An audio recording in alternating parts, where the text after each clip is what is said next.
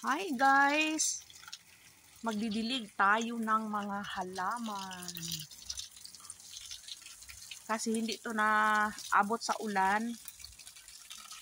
Palaging ulan dito sa amin. At ang dito sa sa loob ng bahay, hindi siya na ulanan. So ayan, magdilig na lang tayo. Ayan. Diyan na lang natin sila. Ayan. Tuyong-tuyo na yung mga soil mix nila. Soil. Ayan. So, ayun. Sobrang basa na nila. Ayan. Tantus. Alus. Mga dwarf na alus. Aloe vera.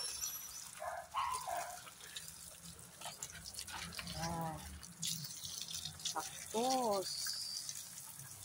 Diligan natin ang ating cactus kasi hindi na ulanan dito sa loob ng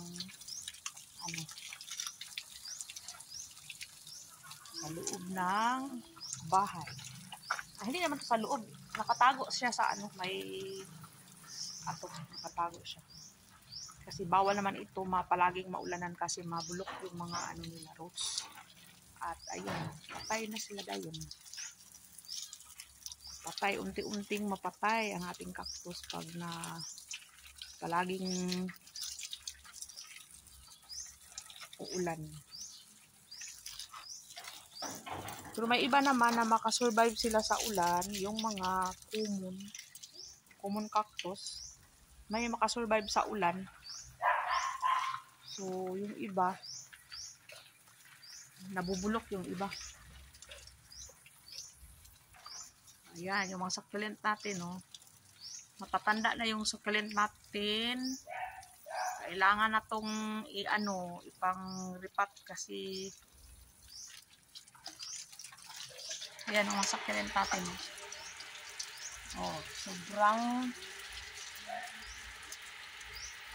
ang tataas ng mga nila, mga stock. Kailangan na yan i-ripat. So, ngayon, wala pa akong time. Ayan, ang mga pots nila, wala nang mga laman kasi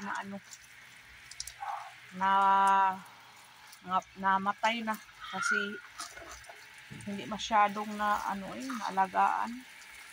Kawawa naman itong mga alaga ko. Ayan. So, survivor yung iba kasi nakasurvive sila. Mga survivor ito. Survivor. Ayan, ang ating mga astrophytum. Mga astrophytum. Mga astro. Ayan. Ayan.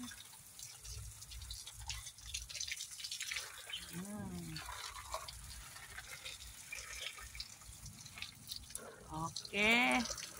Tapos na sila, nadiligan na sila. So, yun lang guys. Thank you for watching. Maganda yung bulaklak ni Cryptanthus na green. Ayan, cute ang bulaklak. Ito pa Yan, pabuka na yan. Yan. Okay, bye-bye. Thank you for watching. Bye-bye guys.